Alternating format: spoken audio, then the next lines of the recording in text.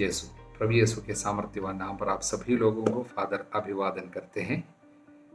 Bible तीर्थ यात्रा के 87वां दिन के कुछ व्याख्या हम अभी सुनेंगे। विधि विवरण ग्रंथ के 20 और 21 अध्याय हमें पढ़ने के लिए रहा और स्तोत्र संज्ञा 45 और योहन के सुसमाचार के 19वां अध्याय। विधि विवरण के अध्याय 20 में युद्ध संबंधित कुछ नियम हम देख रहे हैं।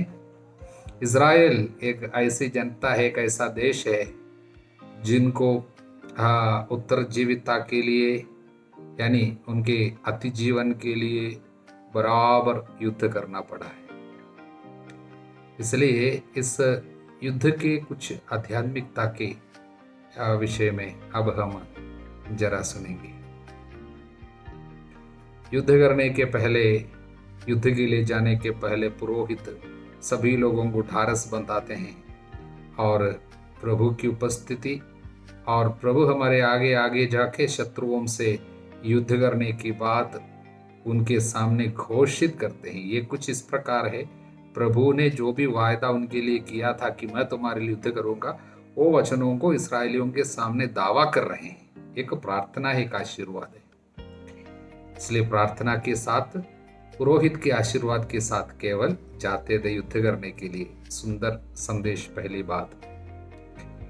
दूसरी बात, युद्ध में जाने के पहले सचिव जो है, युद्ध का सचिव सैनिकों से कुछ बातें कहते हैं, कुछ लोगों को वापस घर भेज देते हैं। कौन कौन लोग हैं? नया घर बनाया, अब तक गृह प्रवेश ना किया हो, वो घर लौटे। और कोई अंगूर का बाग लगाया हो, उसके फल नहीं खाए हो, वो भी घर लौटे। ऐसा ना हो। और कोई ऐसा हो जिसकी किसी कन्या से सगाई हो चुकी हो किंतु उससे विवाह नहीं किया, वो भी घर जाए। हालेलुया।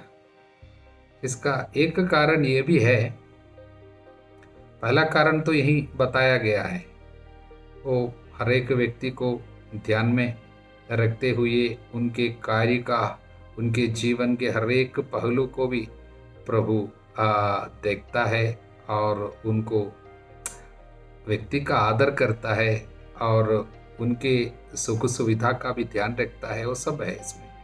लेकिन दूसरा एक संदेश है इसका, वो क्या है? इस तरह के कोई लोग रहने से वह युद्ध के बीच में साथियों को भी हतोत्साहित कर सकता है। कुछ आगे की ओर कदम बढ़ाने हेतु इन लोग हिम्मत को तोड़ सकता है, आगे बढ़ने से रोक सकता है। कारण इनके मन में वापस जाकर कुछ करना है, मुझे क्या क्या करना है, उसका विचार रहेगा। इसलिए आगे जाने से वो अपने को रोक सकता है और साथियों को भी रोक सकते हैं। और इन बातों को रखते हुए संदेश हमें यह लेना है, तो आध्यात्मिक जीवन में ईश्वर के राज्य के लिए जब युद्ध करते हैं, यानी शत्रुओं से, अंधकार की शक्तियों से हमको जब लड़ना पड़ता है, तब हमें कितना ज़्यादा अपने को दुनियादारी की चीज़ों से दूर रखना है। ज़रूरत से ज़्यादा लगाव अगर इस दुनिया की किसी चीज़ से हमें हो जाती है तो आगे बढ़ने के लिए वो हमको रोक सकते हैं। यानी इसलिए बाइबल हमें बराबर बताते हैं, इस संसार के साथ तुम्हारी मित्रता ईश्वर के साथ तुम्हारी शत्रुता हो जाती है। यानी युद्ध में, यानी आध्यात्मिक युद्ध में ये हमको आगे बढ़ने से रोक सकते हैं, एक बाधा बन सकती है। आगे फिर कहते हैं, यदि कोई ऐसा हो जो भयभीत हो रहा हो, जिसका हृदय कांप रहा हो, वो अपने घर लौट जा सकता है, जिससे वो अपने भाइयों को निरुत्साह ना कर दे। इसका मतलब क्या है? आध्यात्मिक जीवन में एक विशेष कार्य को हमें याद रखना है। यदि आपके अंदर किसी प्रकार का डर है, शत्रु से डर हो या अन्य किसी चीज से आपको डर है, शायद भविष्य में क्या होगा, इस तरह का चिंता है, उत्कंठा है, ये डर आपको आगे बढ़ने से रोकेगा। आध्यात्मिक जीवन में एक बहुत बड़ी शत्रु है डर। इसलिए बाइबल बराबर हमको बताते हैं डरो मत, डरो मत। हर प्रकार का डर हमको आध्यात्मिक जीवन में आगे बढ़ने से रोकेगा, शत्रु के साथ हमारे युद्ध में हमको हार पहुंचा सकता है। इसलिए बाइबल हमें बताते हैं, उदाहरण के लिए अय्यूब का अध्याय 3:25, जिस बात का मुझे डर था वही मेरे ऊपर बीता। इसका मतलब यदि आप डरते हैं वो चीज आपके ऊपर हो सकता है। और मत्ती के अध्याय 14:30 में हम पढ़ते हैं, जब पानी के ऊपर चलने के लिए प्रभु ने आदेश दिया था पेतरुस को, वो चल ही रहा था, लेकिन वो आंधी को देखा, तूफान देखा और डर गया और तुरंत डूबने लगा। जब डरा तब डूबा। प्रभु ने जो आदेश दिया था, प्रभु के वचन के बूते पे वो चल रहा था, जब डरा वो वचन उनके लिए कार्य नहीं कर रहा है। इसका मतलब क्या है? ईश्वर के संरक्षण के बाहर चला जाता है आदमी जिसके अंदर डर है।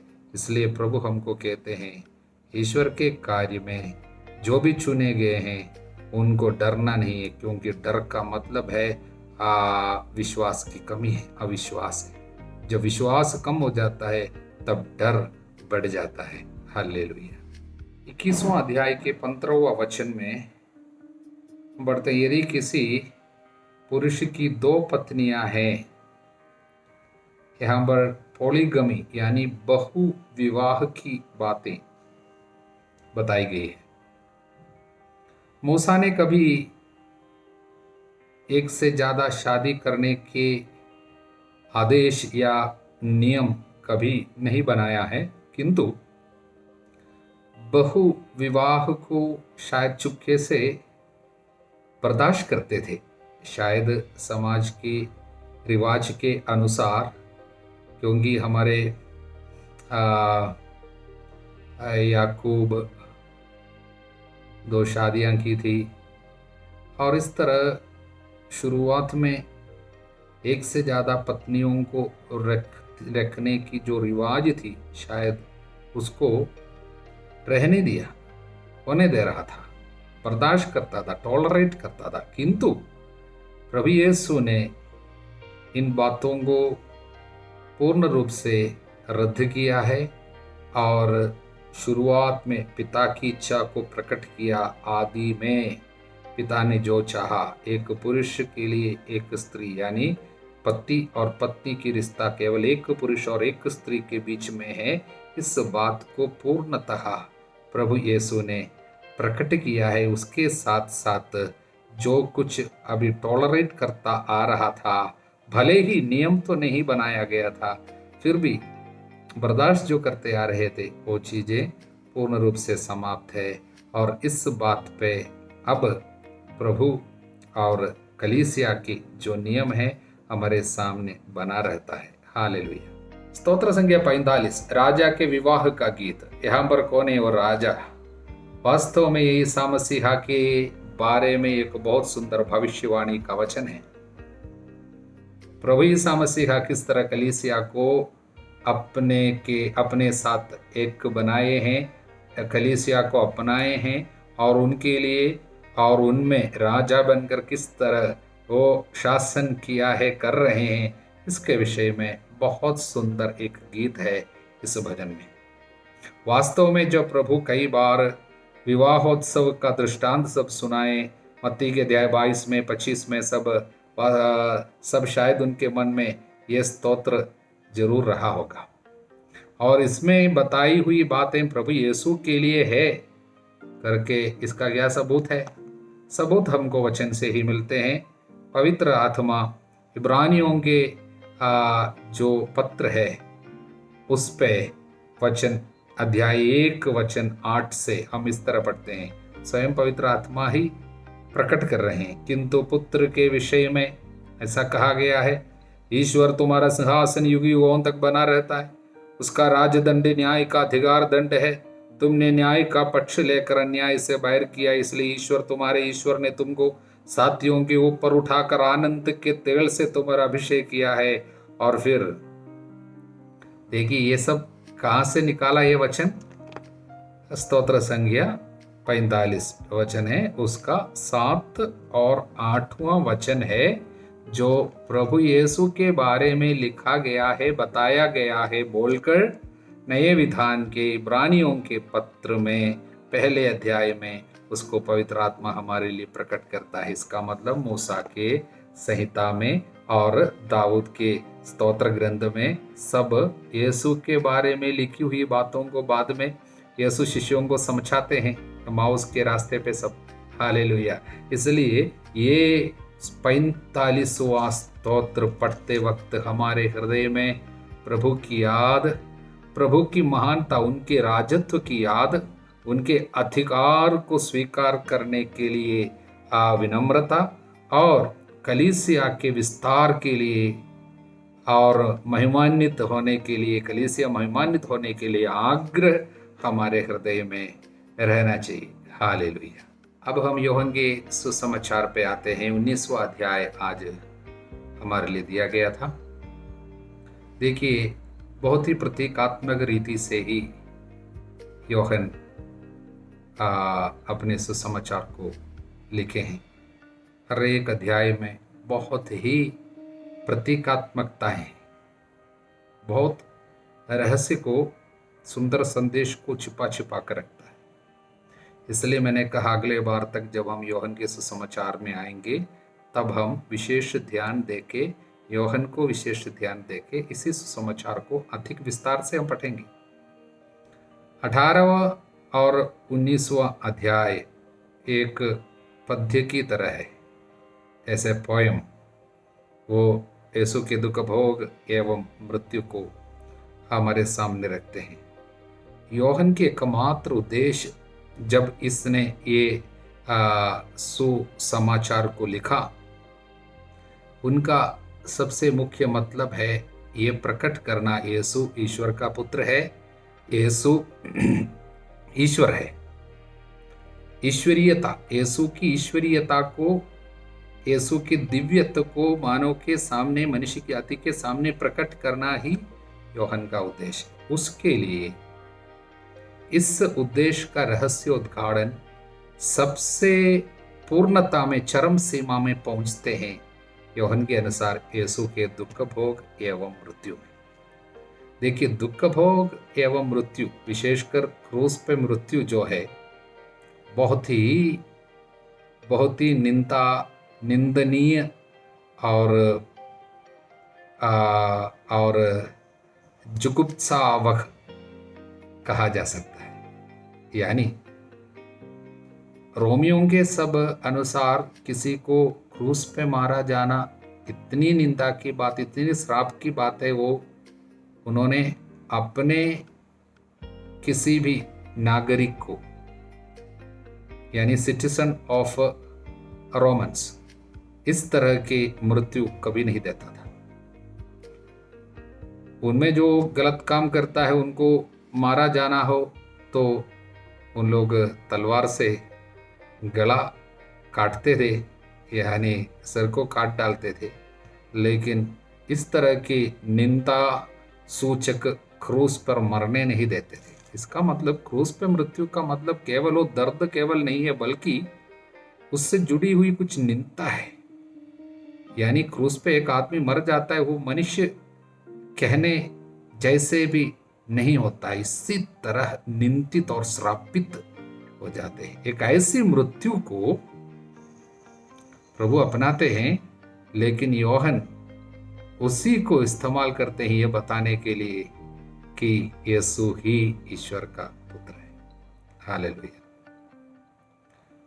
इसलिए यूहन्ना के सुसमाचार में यीशु की मृत्यु से जुड़ी हुई दो बातों को हमें याद रखना। पहली बात, मेरा समय। कई बार यीशु इस्तेमाल करता मेरा समय। बाइबल के अनुसार, यूहन्ना के सुसमाचार के अनुसार, यीशु जब मेरा समय जो बोलता है, महिमान्वित होने का समय, द टाइम ऑफ ग्लोरिफिकेशन। यूहन्ना वास्तव में दानियल नबी के द्वारा, दानियल की पुस्तक में यह समय की कुछ व्याख्या दी गई है। यानी मनुष्य को बुराई के ऊपर पूर्ण विजय, पूरा अधिकार जब मिल जाता, उसी को वो समय बताया गया है। उदाहरण के लिए दानियल के अध्याय 8 पे 17 से लेकर और 11वें अध्याय में 35 से लेकर वचनों में है। मतलब वो समय, मतलब जब मानव जाति को, मनुष्य को बुराई के ऊपर, शत्रु के ऊपर पूरा अधिकार जब मिल जाता है। जब यीशु मेरा समय जब इस्तेमाल करता है, इसका मतलब मेरा दुख भोग और मृत्यु का समय। शुरू से ये वचन हम देख सकते हैं, क्योंकि यीशु अपने जीवन में हमेशा एक अपने मन के सामने, उनके आंखों के सामने दुख भोग की बातें हमेशा मंडराते थे, क्योंकि वो इसलिए तो आए थे, क्योंकि दुख भोग के द्वारा ही महिमा में मैं प्रवेश करूंगा। कई बार लिखा, यीशु ने बताया, ऐसा लिखा है कि मानव पुत्र को यह सब सहना होगा और महिमा में प्रवेश करना है, बराबर इसके विषय में कहते हैं। इसलिए समय की बात हम लोग यीशु के सार्वजनिक जीवन के शुरुआत से लेकर, उदाहरण के लिए योहन के अध्याय 2:4 में मेरा समय अभी भी नहीं आया, अब तक नहीं आया, जब वो बताते हैं अपनी माँ को, उसका मतलब अगर मैं सार्वजनिक जीवन शुरू करूँगा, यानी चमत्कार करते हुए मेरा जीवन शुरू करूँगा, मतलब उससे तुरंत वो समय आ जाएगा, मरने का समय। इसलिए मेरा समय जो प्रभु बोलते हैं दुख भोग का समय, क्योंकि उसी के लिए तो आया था, उसी को बराबर देखता था। इसलिए अध्याय 2:7, 2:4, अध्याय 7:30, अध्याय 8:20 और अध्याय 12:23, अध्याय 13:1, अध्याय 17:1, इसमें सब हम लोग बराबर देखते हैं मेरा समय की बातें प्रभु बताते हैं। और दूसरी बात है, मानव पुत्र ऊपर उठाया जाएगा, ऊपर उठाया जाना। इस वचन को 3 बार प्रभु ने इस्तेमाल किया। इसका मतलब जब क्रूस पर उठाया जाएगा, अध्याय 3:14, अध्याय 8:28, अध्याय 12:31 और 34, इसमें सब बताया गया है। इसका मतलब जब ऊपर उठाया जाएगा, महिमान्वित किया जाएगा। इसायास नबी के अध्याय 52 में यीशु के दुख भोग की जो भविष्यवाणी है, उस पे इस बात को बताया गया। ईश्वर के सेवक संबंधी 14 भविष्यवाणी, इस पे हम देखते हैं वचन 13 में, देखो मेरा सेवक फलेगा फूलेगा, हिंदी में ऐसा है, वो महिमान्वित किया जाएगा, he will be lifted up, English में ऐसा है, वो उठाया जाएगा और अत्यंत महान होगा। इसका मतलब जब वो ऊपर उठाया जाएगा, उसके द्वारा महिमा होगी। इसलिए जब यीशु अपने बारे में ये बताते हैं, जब मैं ऊपर उठाया जाऊंगा, इसका मतलब है वो सबों के लिए मुक्तिदाता बनेगा। उनकी महिमा, यानी प्रभु की महिमा, उसके द्वारा पिता की महिमा होगी। कैसे? मानव की मुक्ति के द्वारा, शत्रु शैतान को पराजित करते हुए पिता की महिमा होगी। इसलिए वो सब कुछ संभव कब होगा? दुख भोग में है। इस बात को बराबर यूहन्ना संकेतों के द्वारा शुरू से प्रकट करता आया है। अब हम 18 और 19वां अध्याय में दुख भोग की जो विवरण है उसको जरा हम देखेंगे। यूहन्ना के अनुसार यीशु के दुख भोग का विवरण जो 18 और 19वां अध्याय में दी गई है, उसको हम 5 भागों में बांटकर सीख सकते हैं। पहला भाग जो है यूहन्ना के सुसमाचार के अध्याय 18 वचन 1 से 11 तक है। वहां पर यीशु का जो अरेस्ट है, यीशु को पकड़ाए जाते हैं, यीशु को पकड़ने के लिए और हवाले में लेने के लिए, हवाला करने, यीशु को अपने अधिकार में लेने के लिए यूदस के अगुवाई में सैनिक लोग आ जाते हैं और एक गार्डन में, यीशु गत्समनी वाटिका में उनको जब पकड़े गए, वो है शुरुआत। और अंत कहाँ पे होते हैं? तो ये दुख भोग के विवरण का वो भी एक वाटिका में है, जहाँ पर कब्र, यीशु का कब्र था। वहां तक 5 भाग होता है। शुरुआत एक वाटिका में है, एक गार्डन में है, अंत भी एक वाटिका में है।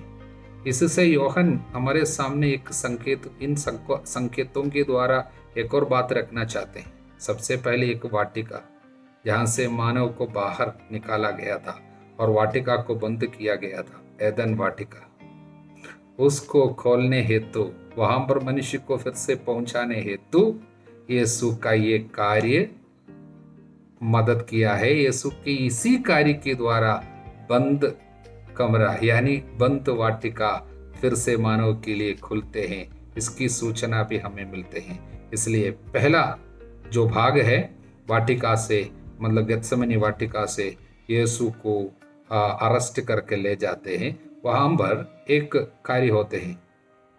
इन्होंने, जब यीशु ने उनसे पूछा किसे ढूंढते हो, तो उन्होंने कहा यीशु नाजरी, ईसा नाजरी। तब प्रभु ने कहा मैं हूं, मैं हूं, आई एम। जब यीशु ने ये कहा मैं ही हूं, तुरंत इन लोग पीछे मुड़कर गिर गया, मैं हूं। प्रियजनों, यूहन्ना इसके द्वारा हमारे सामने और एक बात याद दिलाना चाहते हैं। वो क्या है मालूम? मूसा ने जब ईश्वर से पूछा था आपका नाम, अगर लोग पूछेंगे मैं क्या बोलूं, जिसने मुझे बुलाया उसका नाम तो बताना होगा। तब ईश्वर ने अपना नाम प्रकट किया, मैं हूं, मैं वही हूं जो हूं, आई एम हु आम। इसलिए वो शब्द ईश्वर अपने लिए जो प्रकट किया था, वही शब्द को यीशु यहां पर इस्तेमाल करते वक्त यूहन्ना हमारे सामने प्रकट कर रही है, यीशु ही ईश्वर है। इसलिए ईश्वर का नाम जब बताया गया, मैं हूं, आई एम, तुरंत शत्रु पीछे गिर गया। हालेलुया। दुख भोग विवरण के दूसरा भाग यीशु अन्नस और कैफास के सामने पेश किया जाता था। यह 18वां अध्याय पे वचन 12 से 27 तक है। यह दूसरा भाग। वहां पर हम देखते हैं यीशु प्रधान याजक के सामने साक्षी दे रहा है, अपना साक्षी दे रहा है। और उस समय उनका किसी ने थापड़ मारा, एक प्यादे ने, एक सेवक ने। इस समय वो भी जब थापड़ लगाया गया, यीशु आपे से बाहर आकर कोई शब्द नहीं बोलता, प्यार से ही बोलते हैं, यदि मैंने गलत कहा तो गलती बता दो, यदि ठीक कहा तो मुझे क्यों मारते हो। देखिए, जब सताया जाता है किस तरह बताते हैं, शब्द कैसे बाहर आते हैं, हमें संदेश है प्रभु का। और उस समय बाहर क्या हो रहा है, जब अंदर प्रभु अपना साक्षी दे रहा है, बाहर किसी ने साक्षी दे रहा है। वो कौन है? पेतरुस। उनके विषय में लिखा है 18वां वचन, जाड़े के कारण नौकर और प्यादे आग सुलगाकर ताप रहे थे, पेतरुस भी उनके साथ आग तापता रहा। देखिए, शत्रुओं के द्वारा, प्रभु के शत्रुओं के द्वारा सुलगाए गए आग से अपने को सुख दे रहा था पेतरुस। अनहोली फायर, यानी जो सुख ईश्वर से नहीं आता हो, ऐसा सुख शरीर के लिए यदि देना चाहता है, अगर देते हैं, पाप का सुख जो भी अपनाएगा तुरंत अस्वीकार करेगा प्रभु को। ऐसा है, पाप हमें प्रभु का साक्षी बनने से रोकता है।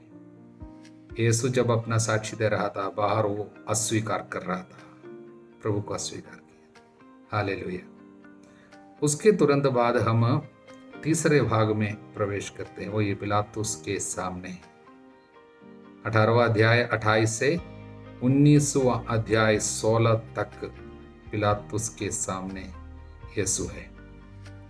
इस भाग को यूहन्ना विशेष रूप से इस्तेमाल कर रहा है। प्रभु कौन है, यीशु कौन है, इसका साक्षी लोगों के सामने देने के लिए इस भाग को इस्तेमाल कर रहे हैं। ये दुख भोग विवरण का सबसे केंद्र भाग है और प्रभु इसमें अपने को पूर्णतः प्रकट कर रहे हैं।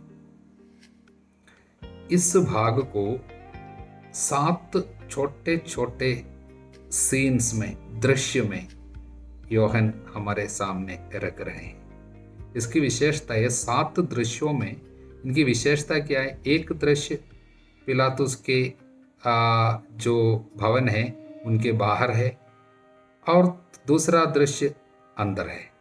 एक भवन का बाहर, एक महल के अंदर, एक बाहर एक अंदर, इस तरह 7 दृश्यों में प्रभु को हम देख रहे हैं। पहला दृश्य महल के, पिलातुस के महल जो है उसके बाहर, 18वां अध्याय 28 से लेकर 32 तक। वहां पर ईसा को कैफस के यहाँ से राज्यपाल के भवन में ले गए। यहाँ से अब वो राज्यपाल कौन है? पिलातुस है। अब भोर हो गया था, वे भवन के अंदर इसलिए नहीं गए कि अशुद्ध ना हो जाए, बल्कि पास्का का मेमना खा सके। पिलातुस बाहर आ गया, इसलिए बाहर हो रहे। पहली बात, बाहर आकर उनसे मिले। अब इसमें क्या हो रहे हैं? यीशु के दुख भोग मृत्यु के बारे में एक संकेत दिया जा रहा है। मारने के लिए ही इन्होंने लेके आया, इसलिए तुरंत पहले ही इस भाग में एक संदेश दिया जा रहा है, यीशु को मारने के लिए लेके आया। अब दूसरा दृश्य 33 से 38 तक, ये कहाँ पर हो रहा है? महल के अंदर हो रहा है। तब पिलातुस ने फिर भवन में जाकर ईसा को बुला भेजा। अंदर हो रहे हैं। वहाँ पर यीशु अपने राजत्व के बारे में, उनके राजत्व कैसा है, मैं राजा हूँ लेकिन कैसा राज्य है मेरा, इसके विषय में साक्षी दे रहे हैं। मेरा राज्य संसार का नहीं है, इस तरह साक्षी दे रहा है। और तीसरा दृश्य 38 से 40 तक फिर से बाहर है। 38वां वचन से हम लोग देखते हैं, पिलातुस ने उनसे कहा सत्य क्या है, ये कहकर फिर वो बाहर गया, यहूदियों के पास गया, मैं इसमें कोई दोष नहीं पाता हूँ। इसलिए वो स्वीकार कर रहा है यीशु की राज्यत्व जो है मेरे को समझ में, मैंने जो सुना इसमें कोई असत्य नहीं है, इसलिए मैं इसमें कोई दोष नहीं पाता हूँ। वो स्वीकार कर रहा है। राजा यानी राज्यपाल स्वयं जाकर स्वीकार कर रहे हैं बाहर जाकर, मैंने इस पर कोई गलती नहीं किया है, नहीं देखा। और चौथा दृश्य फिर से महल के अंदर है, 19वां अध्याय वचन 1 से 3 तक। वहाँ पर यीशु को कोड़े लगाने का आदेश दिया गया। यीशु के कोड़े लगाए जा रहे हैं। सैनिकों ने कांटों का मुकुट गूंद कर उनके सिर पर रख दिया, बैगनी कपड़ा पहनाया। ये किसका मतलब, ये जो सिर पे जो रखा गया है ताज जो है और बैगनी कपड़ा जो पहनाया गया है, ये राजत्व का, एक राजा का एक संकेत देते हैं, एक साइन है। फिर वे उनके पास आकर कहते थे, यहूदियों के राजा प्रणाम। भले ही वो निंदा के लिए कह रहे थे, लेकिन उनके मुंह पे ये शब्द आ गया। भले ही वो नहीं जानता था क्या बोल रहे हैं, लेकिन उनके मुंह से सत्य ही निकल रहा है, भले ही उन्होंने नहीं जाना वो क्या बोला है। इसलिए वो कहाँ पर अंदर हुई। उसके तुरंत बाद 5वां दृश्य फिर से बाहर, 4 से 19वां अध्याय वचन 4 से वचन 7 तक। वहां पर हम फिर से देख रहे हैं, पिलातुस ने फिर बाहर जाकर लोगों से कहा, फिर से बाहर गया और जाकर क्या बोला, देखो मैं उसे तुम लोगों के सामने बाहर ले आता हूं। तब बाहर लेके आया। पिलातुस ने लोगों से कहा, यही है वो मनुष्य, यही है वो मनुष्य। Here is the man, here is the man. प्रियजनों, यहां पर यीशु कैसे आया? सर पे ताज, कांटों का मुकुट और बैगनी कपड़ा पहने, राजा ही है, दुख भोगने वाला राजा।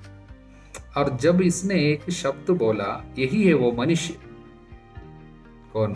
पिलातुस ने, तब ये शब्द की एक विशेषता है। इसकी विशेषता क्या? सामूएल का पहला पुस्तक अध्याय 9 वचन 17 में यही शब्द लिखा गया है। साउल जो है वो सबसे पहला राजा है, उसको राजा बनाने के लिए पहली बार ईश्वर ने सामूएल को, पुरोहित को, ये मनुष्य साउल को दिखाया। साउल को दिखाते हुए ईश्वर उनके कान में, स्वयं प्रभु ने उनके कान में, किसके? सामूएल पुरोहित के कान में यह बताया, देखो यही है वो मनुष्य, जिसको तुम्हें राजा बनाना है। इसका मतलब इज़राइल का राजा ही होगा। सबसे पहला राजा को दिखाते हुए ईश्वर ने सामूएल से कहा था यही है वो मनुष्य। वही शब्द अब पिलातुस के मुंह से निकलता है। योहन ये शब्दों को जोड़ना चाह रहे हैं, जिससे हमारे सामने प्रकट कर रहे हैं सच में वही इज़राइल का राजा है, हमारा राजा है। ये 5वां दृश्य। और 6वां दृश्य फिर अंदर है। 8 से 12 तक वचन देखिए कैसे रख रहे हैं, एक बाहर एक अंदर, एक बाहर एक अंदर और अंदर ले गए। इसका मतलब हर बार जब बाहर अंदर, प्रभु केवल बाहर की बातें नहीं, अंदर की बातें, इसमें महत्व ऐसा। प्रभु हमारे राजा है। जब बोलते हैं केवल आपके बाहर के कार्य, पॉलिटिकल केवल नहीं है, वो स्पिरिचुअल भी है। पॉलिटिकल राजा नहीं, मतलब बाहर का सब कुछ भी प्रभु के अधिकार में है और हमारे अंदर की बातें भी प्रभु के अधिकार में। इसका मतलब एक स्वर्ग की बात, एक धरती की बात, ये दोनों के ऊपर प्रभु का अधिकार है। आकाश और स्वर्ग, पृथ्वी और स्वर्ग के सारा अधिकार मुझे दिया गया, इसलिए बाहर अंदर की बातें।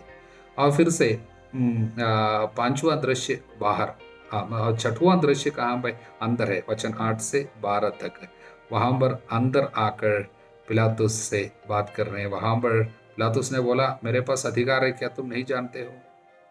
तब 8 से 12 तक का वचन, ईसा ने उत्तर दिया यदि आपको ऊपर से अधिकार ना दिया गया होता तो आपका मुझ पर कोई अधिकार नहीं होता, इसलिए जिसने मुझे आपके हवाले किया वही अधिक दोषी है।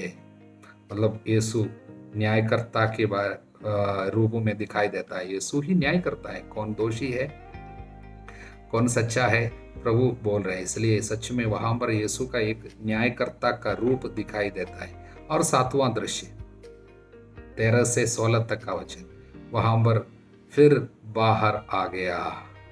वहां पर बाहर आकर उसने क्या किया वो देखने लायक है। 13वां वचन से पिलातुस ईसा को बाहर ले आने का आदेश दिया। वह अपने न्यायासन पर उस जगह जो लिथोस त्रोतोस इब्रानी में गब्बाता कहलाती है बैठ के। इसका मतलब न्यायासन में बाहर एक जगह होता था, वो पत्थर का बना हुआ था, उसमें बैठकर राज्यपाल जो भी कहेगा वो सच्चा है, मतलब वो सभी लोगों पर लागू है। न्यायासन में अभी न्याय बोलेगा, अब वो शासन का शब्द बोलेगा, ऐसा है। इसलिए अब क्या बोला, वहां पर बैठ के उसके बाद उसने कहा, पिलातुस ने कहा यही है तुम्हारा राजा। मतलब वो घोषणा कर रहे हैं, राज्यपाल होने के नाते उनके मुंह पे ईश्वर का अधिकार का शब्द है, क्योंकि ऐसा कोई अधिकार नहीं जो ईश्वर का दिया हुआ ना हो। वर्तमान अधिकारियों की व्यवस्था ईश्वर द्वारा दी गई है। इसलिए वो अधिकारी के मुंह पे जब वो न्यायासन पे बैठकर एक शब्द रखा मुंह पे, ईश्वर प्रकट कर रहा था ये तुम्हारा राजा है। इस पर वे चिल्ला उठे, ले जाइए उसे क्रूस दीजिए। पिलातुस ने उनसे कहा क्या मैं तुम्हारे राजा को क्रूस पर चढ़वा दूं? हालेलुया। महायाजकों ने उत्तर दिया कैसर के सिवा हमारा कोई राजा नहीं। देखिए इज़राइल की विशेषता ये थी, उनका राजा हमेशा ईश्वर रहा। ऐसे एक प्रजा जिनके हमेशा राजा प्रभु रहा है।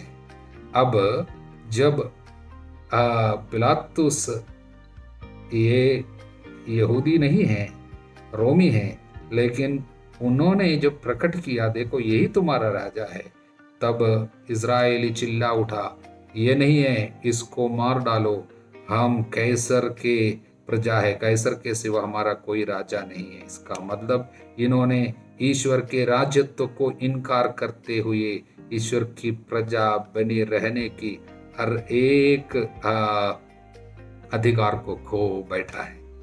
हालेलुया। तब पिलातुस ने ईसा को क्रूस पर चढ़ाने के लिए उनके हवाले कर दिया। इस तरह ये तीसरा जो भाग है पिलातुस के सामने यीशु को पेश किया गया। वहां पर जो 7 दृश्य है, इन 7 दृश्यों के द्वारा योहन हमारे सामने प्रकट करना चाहता है यीशु सच में ईश्वर है, ईश्वर का भेजा हुआ मानव जाति के लिए दिया हुआ राजा है और उनका राज्यत्व का कभी अंत नहीं होगा, उसका अधिकार हमारे ऊपर सदा बना रहेगा। हालेलुया। दुख भोग विवरण का 14 भाग है। अब 19वां अध्याय 17वां वचन से 37वां वचन तक, वो है कलवरी पर, कलवरी का दृश्य। योहन इस पे 5 विशेष बातें हमारे सामने रखते हैं। कलवरी के जो दृश्य है 17वां वचन से 37वां वचन तक 5 कार्य वहां पर होते हैं। पहली बात जो है क्रूस पर जो दोष पत्र लिखवा कर रखा गया, 3 भाषा में रखे गए, उस पर लिखा था ईसा नाजरी यहूदियों का राजा। उसको बदलने के लिए यहूदी कोशिश तो किया, लेकिन पिलातुस ने बोला मैंने जो लिख दिया सो लिख दिया, बदलाव नहीं, यहूदियों का राजा। इसका मतलब उसके राज्यत्व की घोषणा चारों दिशाओं में हो रही, इसलिए 3 भाषा में लिखा गया था।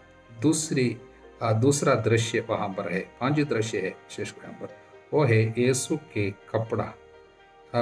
यीशु के कपड़े ले लिए, कुर्ते के सिवा उन कपड़ों को 4 भाग कर दिए। कुर्ते के सिवा अन्य कपड़ों को 4 भाग में, मतलब यीशु के बारे में जो संदेश है दुनिया के चारों कोने में जाएगा। कलीसिया चारों कोने में, अब कलीसिया दुनिया के चारों कोनों तक पहुंच जाएगा, इसका संदेश है। और यीशु के कुर्ते जो है सीवन नहीं था, ऊपर से नीचे तक पूरा पूरा बुना हुआ था, पूरा का पूरा। इसलिए उन्होंने उनको उसको नहीं फाड़ेंगे, हम चिट्ठी डालकर देखे।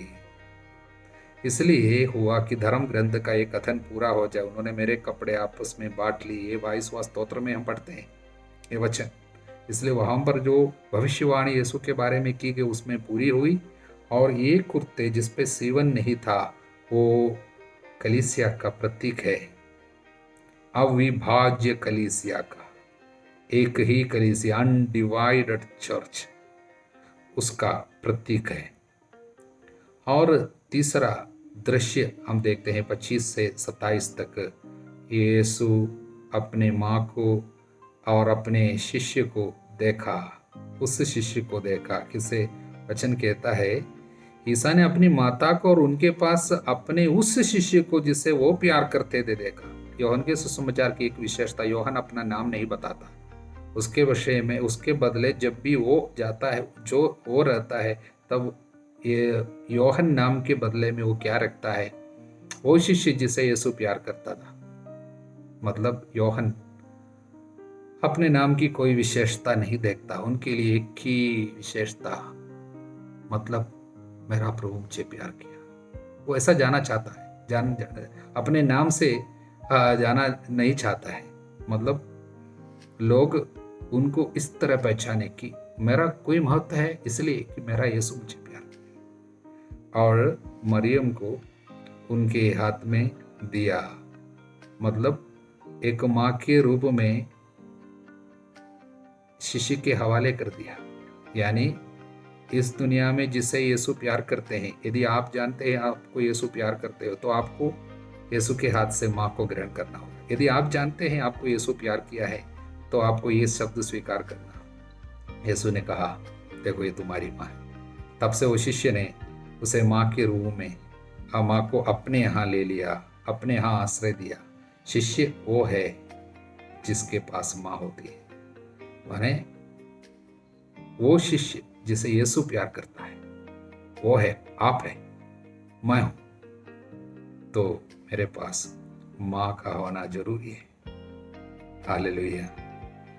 तब ईसा ने ये जाना कि सब पूरा हो चुका है। जब माँ घर पहुंच गया, तब यीशु जाना सब पूरा हो चुका है। उसके पहले यीशु ने क्या किया था, वचन की घोषणा किया और पवित्र परम प्रसाद की स्थापना किया, लेकिन सब पूरा नहीं हुआ था। जब माँ आए तब यीशु को पता चला सब पूरा हो गया। हालेलुया। और उसके बाद हम चौथा दृश्य देखते हैं, वो है यीशु अपनी आत्मा को छोड़ रहे हैं, 28 से वचन 30 तक। वहां पर हम देखते हैं, मैं प्यासा हूं, प्रभु कहता है। 2 प्रकार का प्यास है, यीशु मनुष्य है और ईश्वर भी है। इसलिए मनुष्य का ईश्वर के प्रति प्यास, ईश्वर का मनुष्य के प्रति प्यास, हमारी आत्मा के लिए ईश्वर का प्यास, वो है मैं प्यासा हूँ।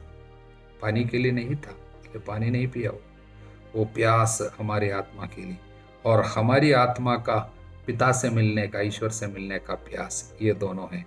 और पांचवा दृश्य, यीशु के बगल को भाले से, उन्होंने एक सैनिक ने उनके बगल में भाला मारा, उसमें से तुरंत रक्त और जल बह निकला। 31 से 37 तक का वचन। हालेलुया। प्रियजनों, उसके जो बगल से जो निकला है वो सच में कलीसिया ही है। जिस तरह पहले आदम को सुलाते हुए उनके बगल से उनके लिए एक जीवन साथी को पिता ने बनाए, उसी तरह नए आदम को क्रूस पर सुलाते हुए उनके बगल से उनके लिए दुल्हन बनाए गए। वही ये कलीसिया। इसलिए कलीसिया का जन्म, उद्गम वास्तव में यीशु के बगल से है। हालेलुया। और अंतिम भाग वो है 38 से 42 तक का वचन, वो है यीशु का दफन। प्रियजनों, प्रभु पिता की इच्छा पूरा करते हुए उसके विश्राम में प्रवेश किया, और हमें भी ईश्वर की इच्छा पूरी करते हुए विश्राम में प्रवेश करना। इसका मतलब रोमियो की अध्याय 6 वचन 4, हम उनकी मृत्यु का बपतिस्मा ग्रहण कर उनके साथ इसलिए दफनाए गए, जिस तरह मसीह पिता के सामर्थ्य से मृतकों में से जी उठे, उसी तरह हम भी नया एक जीवन जिए। एक नया जीवन जीने के लिए हमारी बुलाहट है। प्रभु का आशीर्वाद आप सभी लोगों के साथ बनी रहे, अब सदा सर्वदा नित्यकाल तक। आमीन।